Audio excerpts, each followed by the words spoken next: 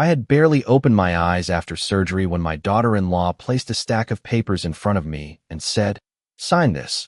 We need the money for our vacation." And in that moment, still foggy and weak, I understood more than they ever expected me to. The hospital room was too bright, the kind of sterile white light that makes everything feel unreal, like you're suspended somewhere between waking and dreaming, and my body didn't quite belong to me yet. Heavy and slow, every breath measured, every movement delayed. But my mind was clear in a way it hadn't been in years. I didn't reach for the papers right away. I just looked at her. Victoria stood there perfectly composed, like she had rehearsed this moment, her voice calm, her posture relaxed, as if what she was asking was normal, reasonable, expected. Behind her, my son Daniel hovered near the door, not close enough to touch me, not close enough to meet my eyes, and that distance told me everything I needed to know. "It's just temporary," she added, tapping the top page lightly with her finger, her nails polished, precise, controlled. Temporary. I've lived long enough to know that word rarely means what people pretend it does. I shifted slightly against the stiff hospital pillows, feeling the dull ache pull across my chest, but I didn't let it show. Weakness is something people look for when they want something from you. I had no intention of giving them that satisfaction. "What is it?" I asked, my voice quieter than usual, but steady enough to hold its shape. "Just some paperwork, so we can help manage things while you recover," Daniel said quickly, as if reading from a script, still not looking at me. "Help manage things." I almost smiled at that. For decades, I had managed everything. Every bill, every decision, every crisis that ever touched this family. And now, suddenly, I needed help. I let my eyes drop to the papers. The words were small, dense, but certain phrases stood out even through the blur. Power of attorney, asset authorization, financial control, not help, control.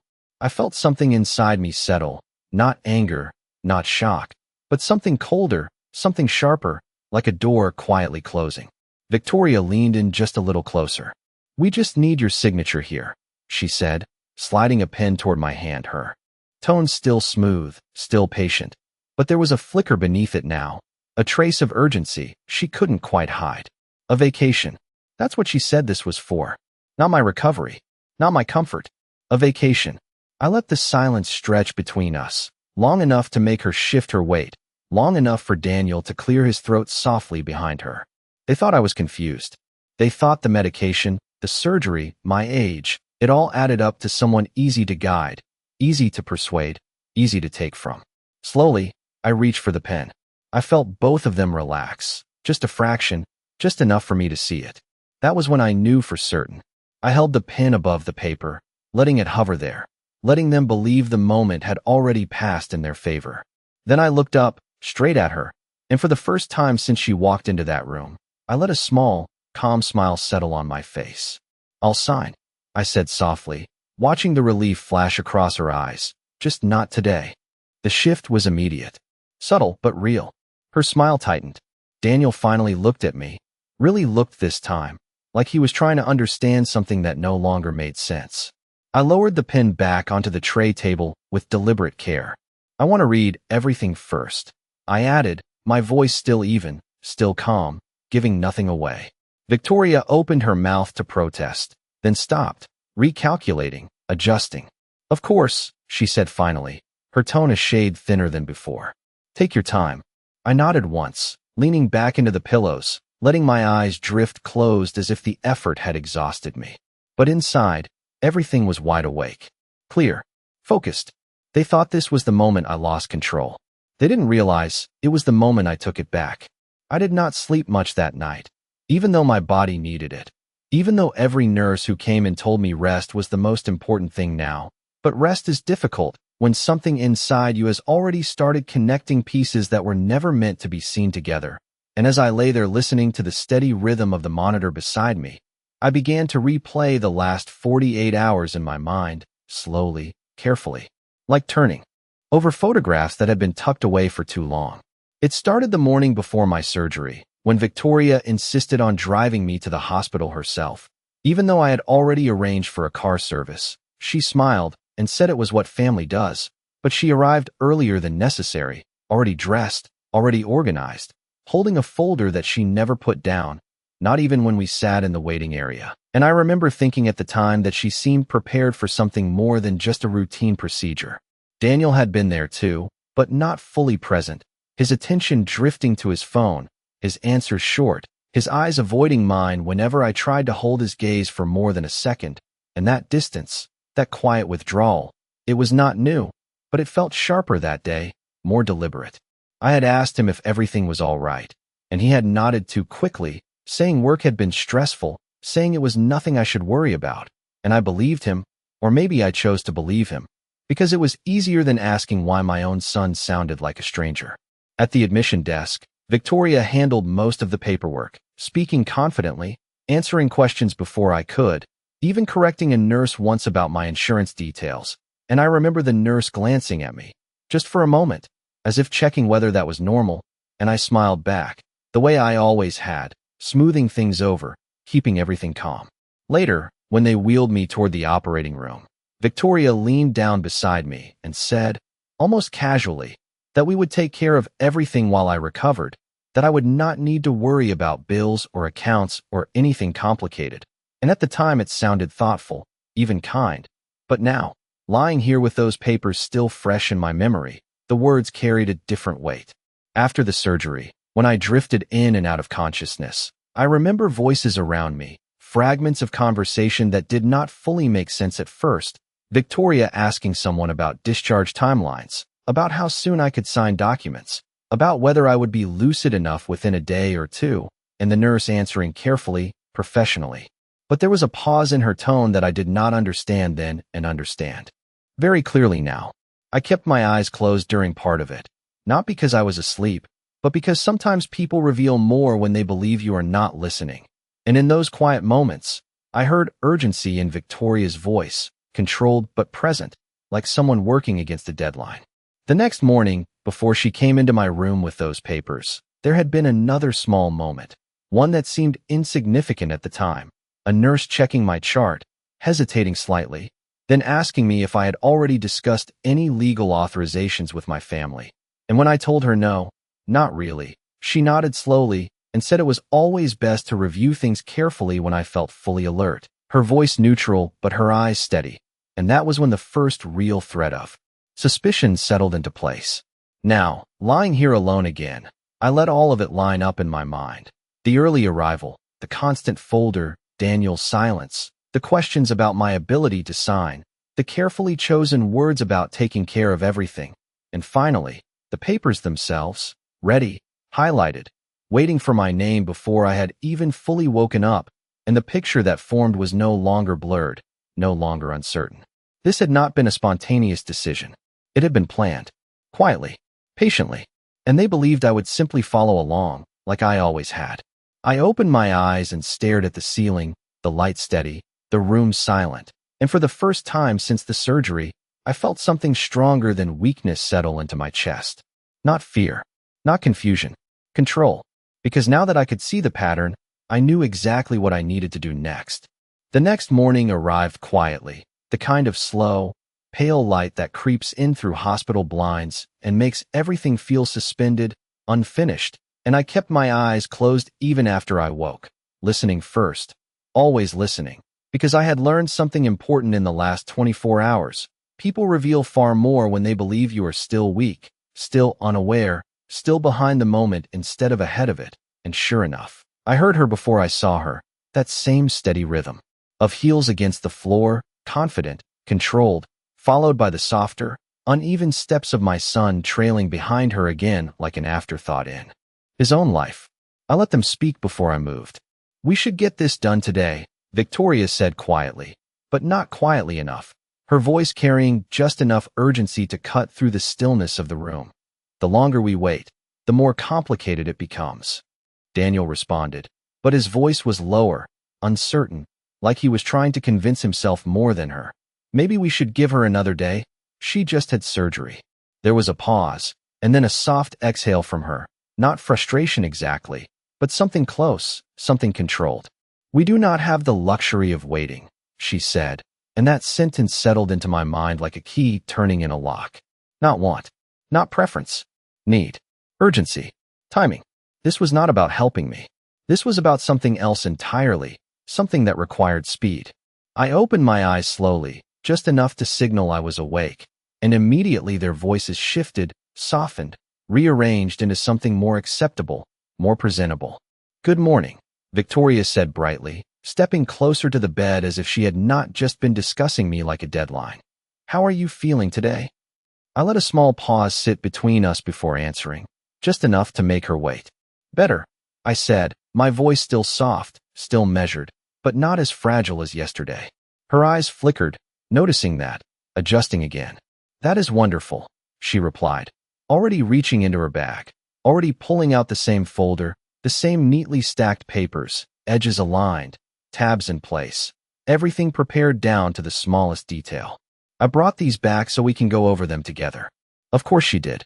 I shifted slightly, letting a hint of discomfort show this time, not because I needed to, but because it served a purpose, and I watched as Daniel took a small step forward, concern crossing his face for the first time, real or rehearsed, I could not yet tell.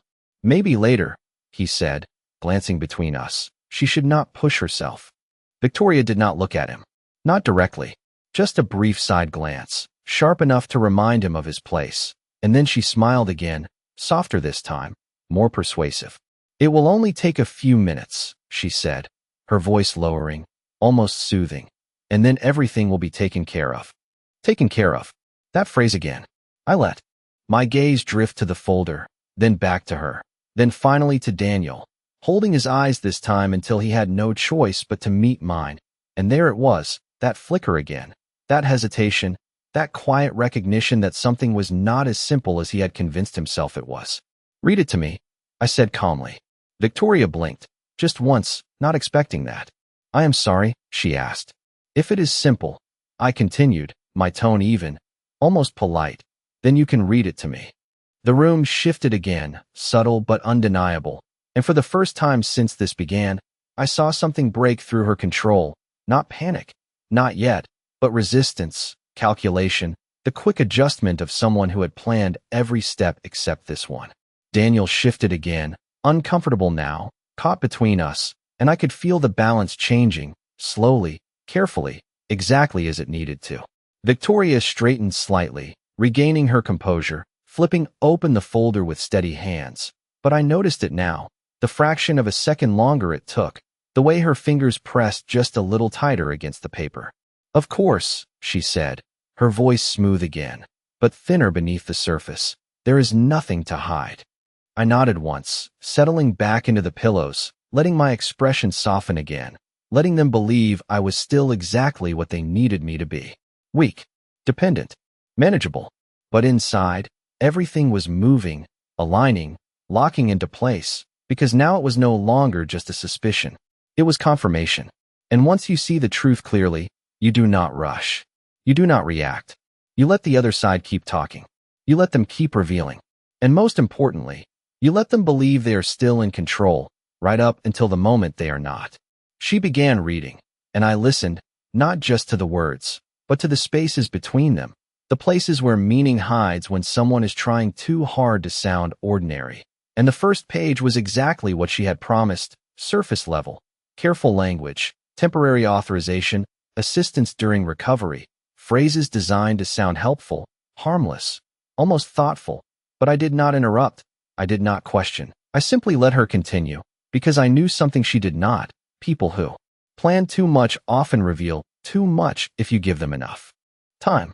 As her voice moved from one clause to the next, steady but slightly tighter than before, I let my gaze drift past her, toward the window, toward the soft morning light that reminded me of other mornings, other rooms, other moments when things had seemed simple, when family had meant something steady and reliable instead of something calculated and conditional.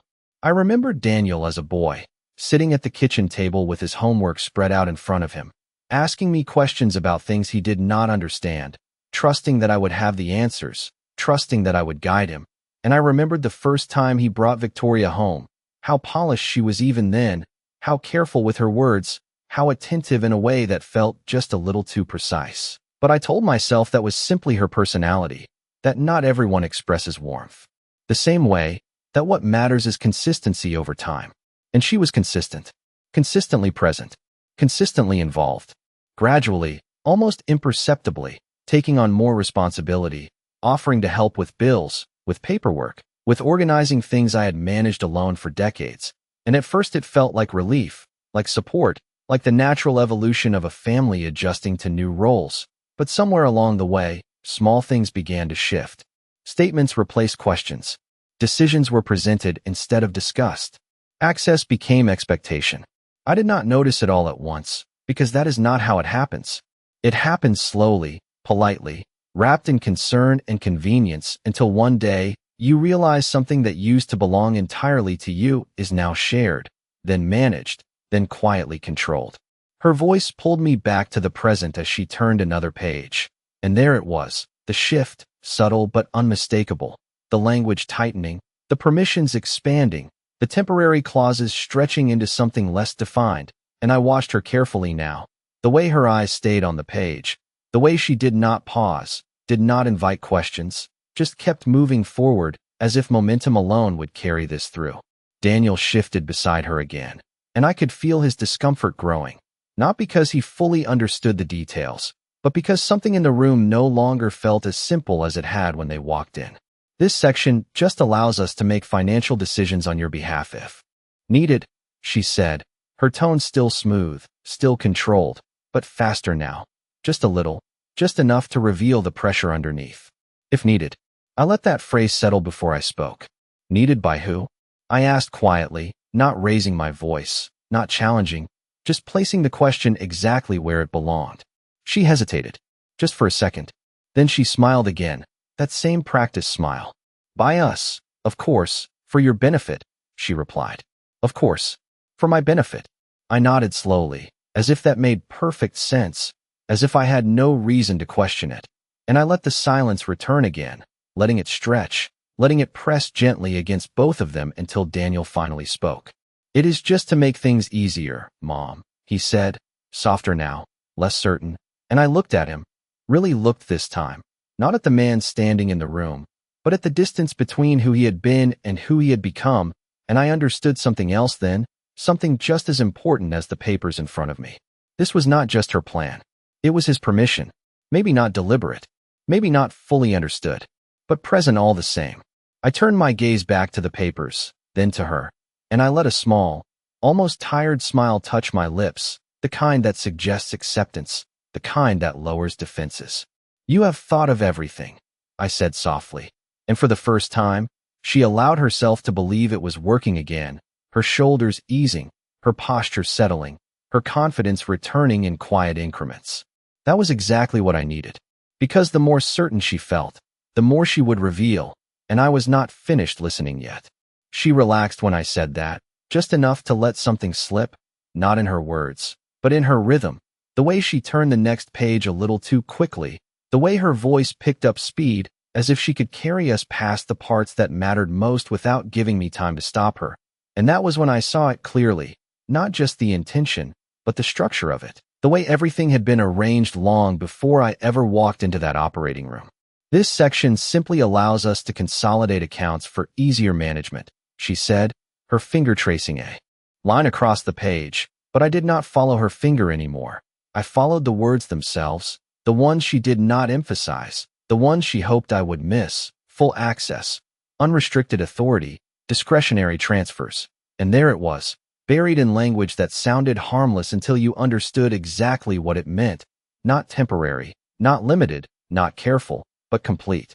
I let a slow breath leave my chest, not heavy, not dramatic, just enough to steady myself as the final pieces fell into place, and I realized something important. This was never about helping me recover. It was about removing me from the decisions entirely, about stepping into a role that was never offered but carefully taken. And this one? I asked, tapping lightly on a paragraph she had almost skipped, my voice still calm, still even, but precise now. She hesitated again, longer this time, and Daniel shifted beside her, sensing something without fully understanding it. That just allows us to handle property matters if necessary, she said, choosing her words carefully, but not carefully enough. Property matters. I nodded once, letting the silence stretch again, and in that quiet, I saw it all, not just the documents in front of me, but the pattern behind them, the earlier conversations, the sudden interest in my accounts, the subtle questions about the house, the timing of everything aligning with this moment when I was expected to be too weak to notice, too tired to resist, too dependent to question. I could have stopped it right there. I could have pushed the papers away, could have asked direct questions, could have forced the truth into the open in a single moment. But that would have ended things too quickly, too cleanly, and more importantly, it would have left room for denial, for explanation, for excuses that would blur what was now perfectly clear. Instead, I leaned back slightly, letting my expression soften again, letting a quiet acceptance settle over my face as if I had reached the same conclusion they were hoping for. "It sounds like you have thought this through," I said, my tone almost appreciative, and that was all it took, the smallest shift, the slightest signal of agreement, and Victoria's confidence returned in full, her shoulders easing, her voice smoothing out again, her control reestablished in her own mind. "We just want what is best for you," she said, and Daniel nodded beside her, more firmly this time, as if the moment had passed, as if whatever tension had existed was now resolved.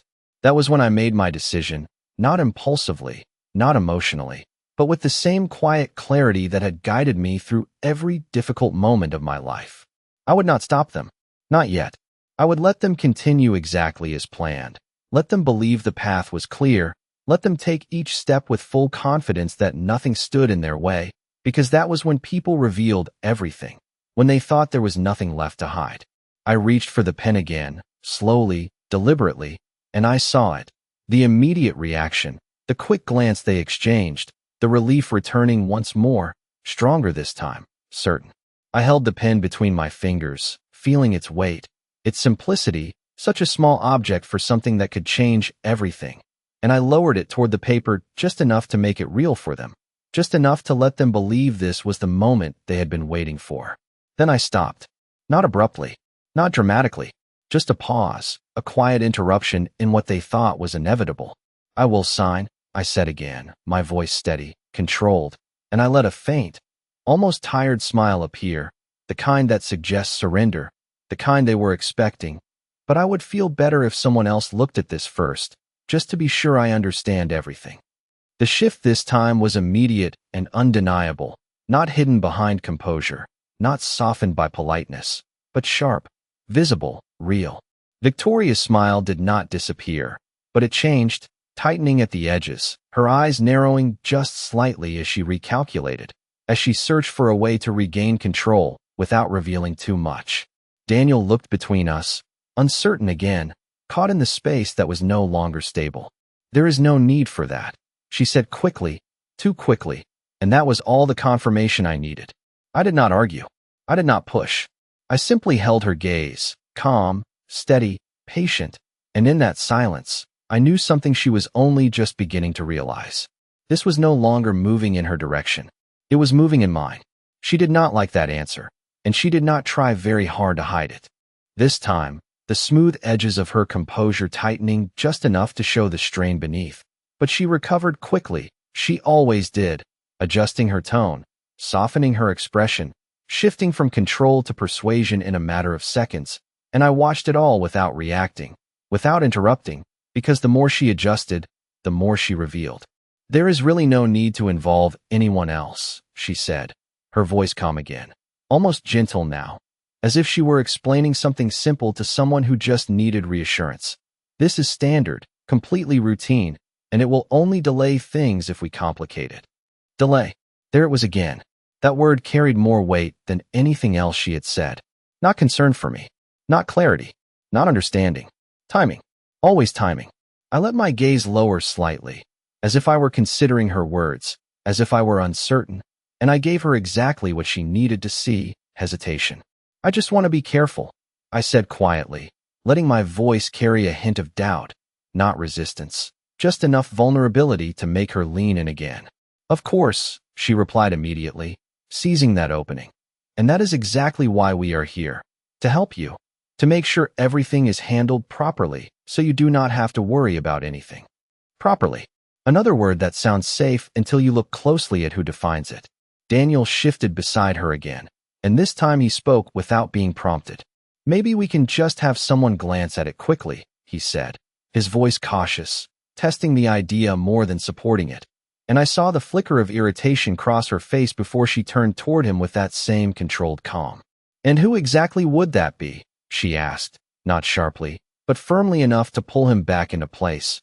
And just like that, he hesitated, his confidence slipping, his suggestion dissolving before it could take shape. I watched that exchange carefully, because it told me something just as important as the documents themselves. She did not just control the situation, she controlled the pace, the direction, the boundaries of what was allowed to be questioned, and he had grown used to following that structure without even realizing it. I let the silence return again, letting it stretch just long enough to make them both aware of it, and then I gave them what they were waiting for. "All right," I said softly, lifting my eyes back to hers, letting the hesitation fade into something that looked like acceptance. Maybe I am overthinking it. The shift was immediate. Relief. Subtle, but unmistakable. Her posture relaxed again, her shoulders settling as if a weight had been lifted, and Daniel exhaled quietly beside her, the tension easing from his stance. That was exactly what I needed. I reached for the pen once more, slower this time, letting the movement feel deliberate, final, and I held it in my hand, feeling their attention sharpen, their expectation return, stronger now, certain again that this was the moment they had been working toward. I lowered the pen toward the paper, close enough for them to see it, close enough to make it real, and then I paused again, just for a breath, just enough to create a space they could not control. "You said this is temporary," I added, my voice still calm, still even, as if I were simply confirming a detail. "Yes," she replied immediately, too quickly, eager to keep things moving. I nodded slowly, letting that answer settle between us, and then I placed the pen back down on the tray table, not with hesitation, not with confusion, but with quiet certainty. "Then it can wait one more day," I said. The room changed again, this time sharper, more defined, the shift no longer subtle, no longer easy to smooth over. Victoria's smile held, but it did not reach her eyes anymore, and for the first time since this began, she did not respond right away. Daniel looked at me, then at her, caught between two directions he could no longer reconcile as easily as before. I leaned back into the pillows, letting my body relax, letting my eyes drift away from them as if the conversation were already finished, as if I had already made the only decision that mattered. "I am still recovering," I added quietly, not as an excuse, but as a statement, something simple, something undeniable. She gathered the papers slowly this time, more carefully, her movements controlled but tighter than before, each motion measured as she adjusted her plan in real time. "Of course," she said finally, her voice smooth again, but thinner beneath the surface. "We will come back tomorrow." "Tomorrow?" I nodded faintly as if that was all there was to it, as if I had simply delayed something inevitable. But inside, everything had already shifted, because now I was no longer reacting to their plan. I was shaping it, and the longer they believed nothing had changed, the more certain they would become. And certainty, I had learned, is when people make their biggest mistakes. They left the room with more control than they realized they had already lost, and I waited until the door closed completely before I opened my eyes again, letting the silence settle around me, steady, uninterrupted, the kind of silence that gives space for decisions that cannot be rushed. And I did not move right away. I did not reach for the call button or shift in the bed. I simply lay there and thought, not about what they had asked me to do, but about what they expected me not to do. That was always the key. Not what is said, but what is assumed. They assumed I would stay within the boundaries they had quietly built around me, that I would wait, that I would depend, that I would not step outside the small, careful role they had assigned. And that assumption was their weakness. I reached slowly toward the small table beside my bed and picked up my phone, the screen lighting up softly in the dim room. And for a moment, I just looked at it, at the reflection of my own face staring back, older than I remembered, but clearer now, more certain. There was only one name I needed. I had not called him in over a year, not because I did not trust him, but because I had not needed to. Until now. I pressed the number and held the phone to my ear, listening to the quiet ring, each second stretching just enough to remind me that this was the moment everything shifted from observation to action. "This is Robert Hayes," His voice answered, steady, professional, unchanged, and I felt something inside me settle into place. Robert, I said, my voice low but firm. This is Margaret Collins. There was a brief pause, then recognition. Margaret, it has been a while, he said, and I could hear the slight shift in his tone, the awareness that this was not a casual call. Yes, I replied, and I would not be calling if it were not important. I did not explain everything. Not yet. I did not need to. I simply told him enough. Documents, authorization, timing, urgency that was not mine. And that was all it took. Do not sign anything, he said immediately, his voice sharper now, more focused. And do not let anyone pressure you into doing so before I review it. I allowed a small pause before answering, just enough to let the weight of his words settle fully. I will not, I said, and for the first time since this began, that statement felt absolute, not just a delay, not just a strategy, but a line that would not be crossed. We spoke for a few more minutes, quietly, precisely, arranging what needed to happen next, and when I ended the call, I felt something I had not felt since before the surgery. Not strength in my body, not yet, but strength in position, in clarity, in control. I placed the phone back down and closed my eyes again, but this time it was different. This time, I was not listening for them. I was waiting for them. Because now the next move was not mine alone. It was theirs as well, and I knew exactly how they would play it.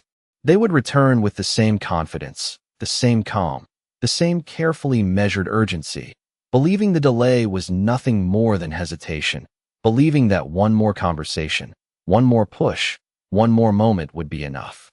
And I would let them believe that. I would let them walk back into this room thinking nothing had changed, thinking the path was still clear, because the clearer the path looked, the faster they would walk down it. And when they did, they would not see what was waiting at the end. I opened my eyes again and looked toward the door, not with fear, not with doubt, but with quiet anticipation, because now I was no longer inside their plan. They were inside mine.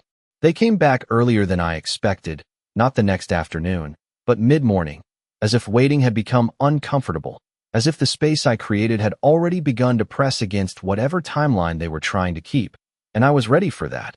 I had expected it, because patience is not easy for people who believe they are close to getting what they want. I heard them before I saw them again, the same rhythm, the same controlled entrance, but there was something different now, something slightly sharper beneath the surface, a quiet urgency that had not been there before, and when the door opened, I did not turn right away. I let them step in, let them settle into the room, let them believe they were still setting the pace. You look better today, Victoria said, her voice smooth, but quicker than before, less measured, and I could see it immediately. She was adjusting, accelerating, trying to regain the ground she thought she had lost. I turned my head slowly, offering a faint, tired smile, just enough to keep her comfortable.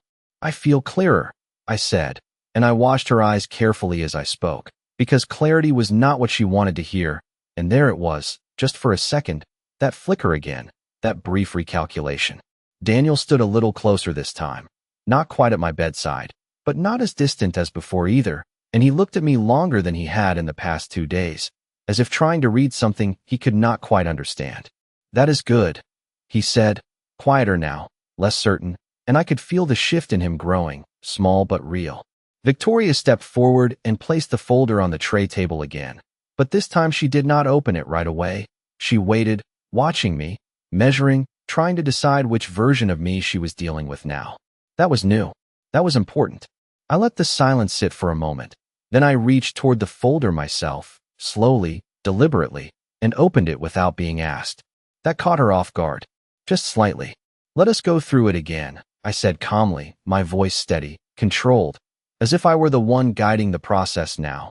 And for the first time since this began, the roles shifted, not dramatically, not obviously, but enough.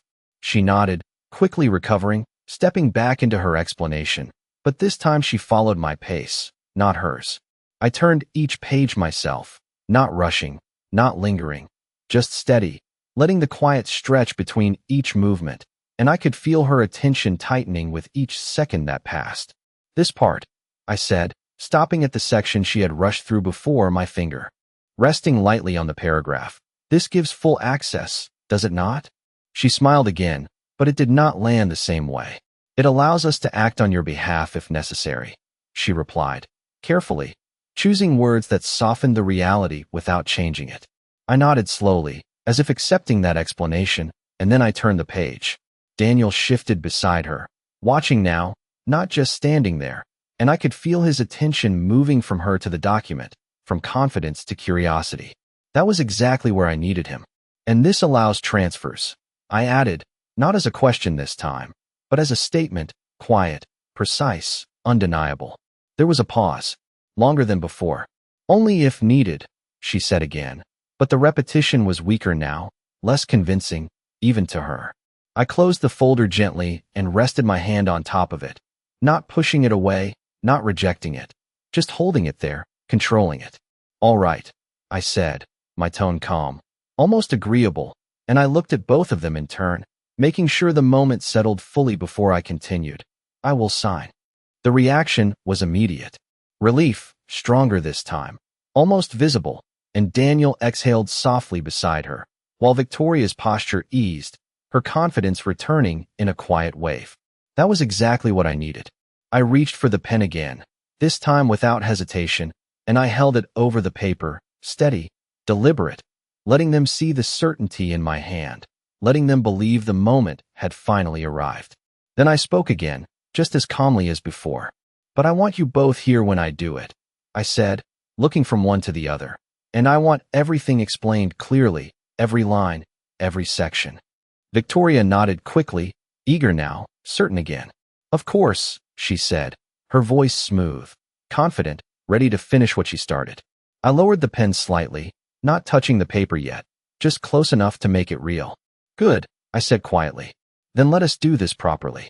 And as I sat there, pen in hand, watching them settle into what they believed was the final step, I knew something they did not. This was not the end of their plan. It was the beginning of mine. I held the pen just above the paper, steady, unmoving, letting the silence stretch longer than it should have, long enough for anticipation to turn into tension, and I could feel it in the room, the way both of them leaned in just slightly, watching, waiting, certain that this was the moment everything would finally fall into place, and that certainty was exactly what I needed.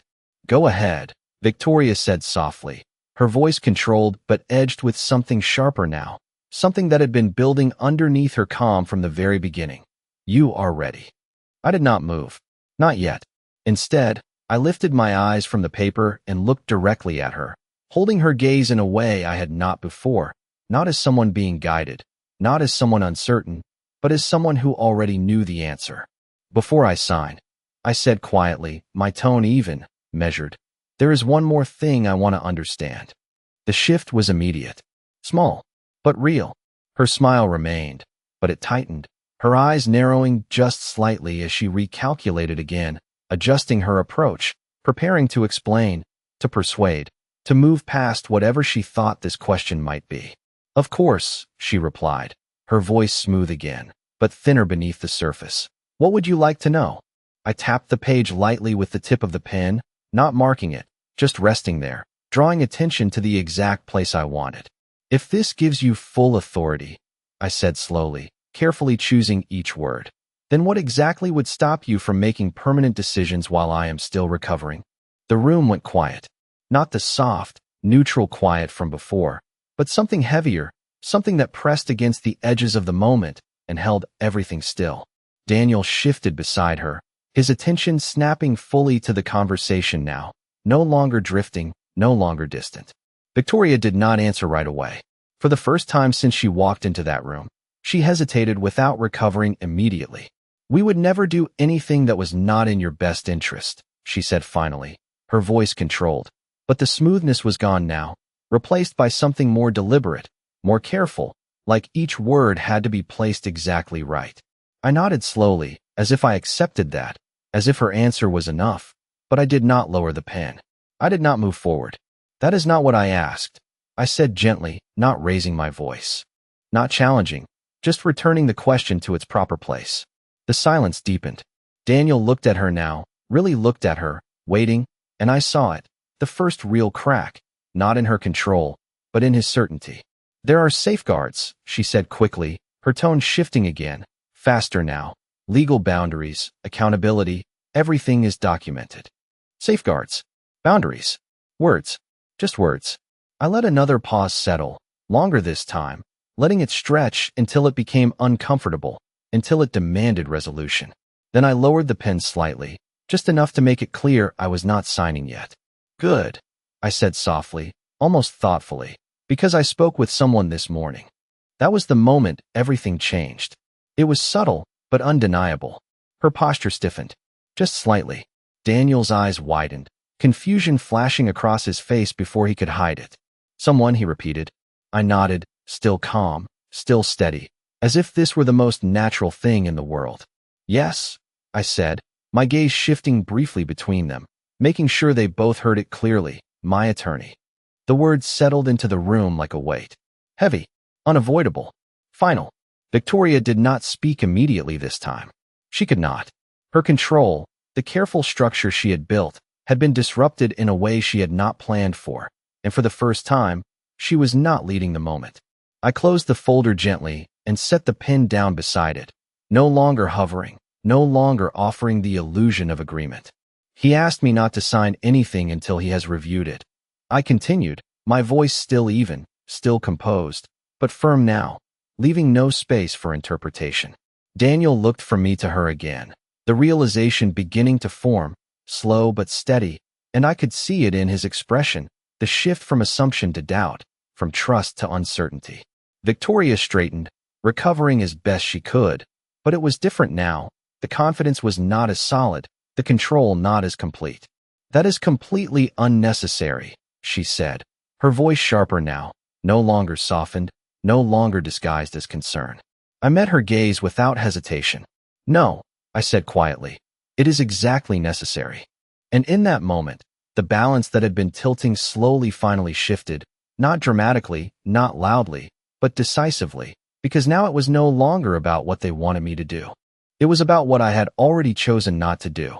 Daniel did not speak right away, and that silence said more than anything he could have said, because for the first time since this began, he was no longer standing behind her. He was standing between us, caught in a space he had not expected to be in, and I watched him carefully, not with anger, not with accusation, but with a quiet patience that gave him no place to hide from what was unfolding. You called an attorney? He asked finally, his voice uncertain, as if the idea itself had not occurred to him until this exact moment. I nodded once, simply, as if it were the most natural thing in the world. Yes, I said, my tone steady, because I wanted to understand exactly what I am being asked to sign. He looked down at the papers, then back at Victoria, and I saw it then, clearly, the shift in him that had been building slowly now taking shape, not complete, not resolved, but undeniable. Why would that be a problem? He asked, turning toward her now, not fully confronting, but no longer deferring either. Victoria did not answer immediately, and that pause was different from the others. This one carried weight, because it was no longer just me asking questions, it was him. It is not a problem, she said finally, her voice controlled, but tighter now, less fluid. It is just unnecessary, everything is already clear. Clear to who? He asked, and that question landed harder than mine had, because it came from a place she had assumed was already aligned with her. I remained still, letting the moment unfold without interference, because this was no longer mine to lead, it was his to confront, whether he realized it or not. Victoria turned toward him fully now, her posture straightening, her tone shifting again, this time firmer, more assertive. Daniel, we have already gone through this, she said, her voice carrying a quiet authority that had worked on him before. This is about helping your mother while she recovers, nothing more. He hesitated, but did not look away this time. Then why does it need to be done so quickly? He asked, and there it was, the question that had been sitting in the room from the very beginning, finally spoken out loud. The air changed again, heavier now, more defined, because urgency without explanation is difficult to justify when someone begins to look directly at it. Victoria exhaled slowly, not frustrated, not yet, but controlled in a way that suggested she was recalculating again, adjusting her approach in real time. Because things need to be handled, she said, choosing her words carefully, bills, accounts, responsibilities. It is easier to manage everything if we have the proper authority in place. Easier for who? He asked quietly. And this time there was no hesitation in his voice, no uncertainty, just a simple question that did not allow itself to be redirected. I watched her closely then, because this was the moment where control either tightens or slips, and for the first time since she entered this room, she did not have an immediate answer that restored balance. For all of us, she said finally, but the words did not carry the same weight they had before. Daniel looked at her for a long moment, longer than he had looked at anything in this room since the beginning, and then he glanced down at the documents again, really seeing them now, not just accepting them. Have you read all of this? He asked, and there was something different in his tone now, something quieter, but stronger, something that no longer leaned toward her for direction. She hesitated again, just for a second, but it was enough. Of course, she said, but the certainty was thinner now, less convincing. He nodded slowly, not agreeing, not disagreeing, just processing, and then he turned back to me, his expression no longer distant, no longer detached, but searching. What did your attorney say? He asked. I met his gaze calmly, giving him exactly what he needed and nothing more. He told me not to sign anything until he reviews it. I said, my voice steady, leaving no space for interpretation, no room for negotiation. The silence that followed was different from all the others. This one did not belong to uncertainty. It belonged to realization. And in that silence, I saw it clearly, not just in him, but in her as well. This was no longer a conversation she controlled. This was a situation she could not contain. And for the first time since this began, she was no longer certain of the outcome. Victoria recovered faster than I expected, but not completely, not in the way she had before, and that difference mattered more than anything she could say, because control, once shaken, never returns the same way. It comes back sharper, tighter, more fragile beneath the surface, and I could see it now in the way she held herself, in the way her eyes moved between me and Daniel, calculating, adjusting, searching for a version of this situation she could still steer. We are making this more complicated than it needs to be, she said finally, her voice firm now, no longer softened, no longer wrapped in concern. This is a standard process, and delaying it does not benefit anyone. Daniel did not respond immediately, and that silence stretched just long enough to make her turn toward him again, expecting alignment, expecting the familiar support she had relied on from the beginning, but it did not come the same way this time.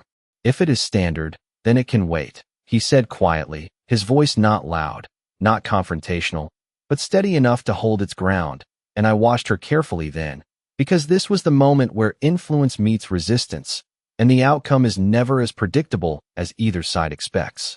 You do not understand the full picture, she replied, her tone tightening slightly, her patience thinning just enough to show. There are timelines, obligations, things that need to be handled properly.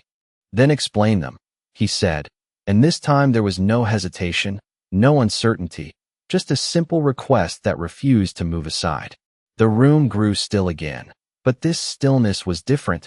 It was no longer controlled, no longer shaped by her direction.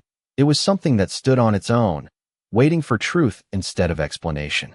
I remained silent, letting them face each other, because this was no longer about me asking questions. It was about him deciding whether he wanted answers. Victoria took a breath, slower this time, more deliberate, and when she spoke again, her words were chosen carefully, but the ease was gone. We have planned a trip, she said, not avoiding it now, not softening it, just stating it plainly. And we need to finalize certain financial arrangements before we leave. Daniel blinked, the shift immediate, the realization landing in a way it had not before, because now the urgency had a shape, a reason, a purpose that was no longer abstract. A trip, he repeated, his voice quieter now, but heavier, carrying something new beneath it. Yes, she said, holding her ground. And it is easier to manage everything if we have the proper authority in place before we go. He looked down at the papers again, then back at her, and this time he did not look uncertain. He looked conflicted, and that was far more important. So this is about that, he said, not accusing, not yet, but no longer unaware. She did not answer directly. She did not need to. The silence between them said enough. I shifted slightly against the pillows, drawing their attention back to me without speaking, without interrupting, just enough to remind them that this decision still belonged to me, not to either of them. Daniel turned toward me then, his expression different now, no longer distant, no longer passive, but searching for something solid, something clear. "Mom," he said quietly, "you do not have to do this today." I met his gaze, holding it for a moment longer than necessary, letting him feel the weight of that statement, the shift it represented, and then I nodded once.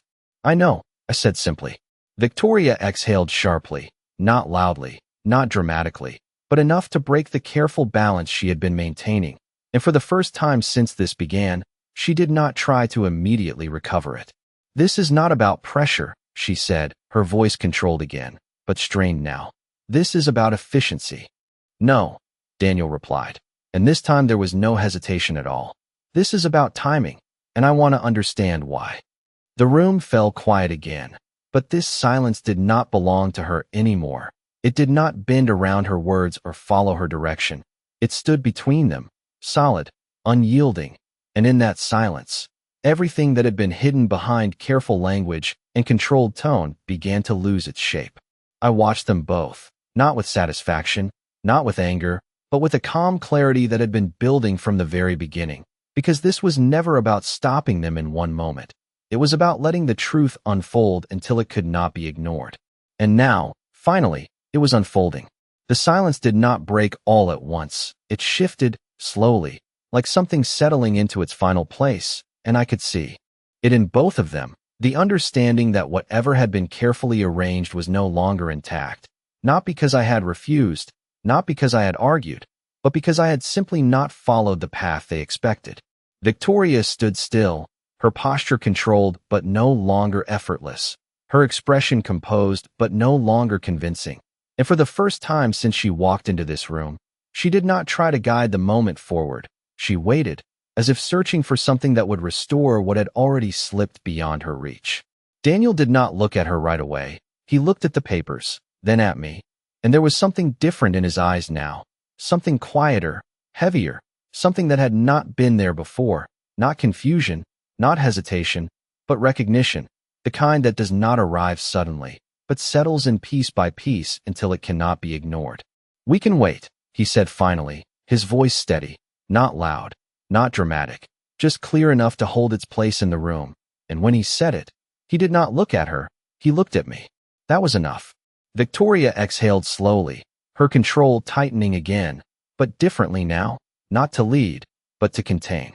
"If that is what you both want," she said, her tone even, but stripped of the softness she had used before, and in that moment, there was no more performance, no more careful framing, just the shape of what had been there all along. I nodded once, not in agreement, not in concession, but in acknowledgement, and I let my hand rest lightly on the closed folder, not pushing it away, not accepting it, simply holding it there as something that no longer had power over me. "It is," I said quietly. No more explanation was needed. The room settled again, but this time it did not feel tense. It felt clear, like something had been resolved without being argued, without being forced, just revealed for what it was. Victoria gathered the papers, slower now, more deliberate, each movement measured in a way that suggested she understood something had changed, even if she had not yet decided what to do about it. Daniel remained where he was, not stepping back, not retreating, and for the first time since this began, he did not follow her lead when she turned toward the door. He stayed for a moment longer, looking at me, as if trying to reconcile the version of me he thought he understood with the one sitting in front of him now. "Mom," he said quietly, and I met his gaze without softening it, without filling the space with comfort that would make this easier than it needed to be. "Yes," I replied. He hesitated, then nodded once, as if that was enough for now, as if the rest would come later, and then he turned and followed her out, the door closing behind them with the same quiet sound it always made, but nothing about it felt the same anymore. I leaned back against the pillows, the room returning to stillness, the steady rhythm of the monitor unchanged, but everything else different in a way that did not need to be spoken. I did not feel victorious. I did not feel relieved. I felt clear, because this was never about stopping them in a single moment. It was about seeing them clearly enough that their actions could no longer be hidden behind intention or explanation. I closed my eyes, not to rest, but to let the silence settle fully, to let the truth take its place without resistance, without noise. They thought I was weak because I was lying in a hospital bed.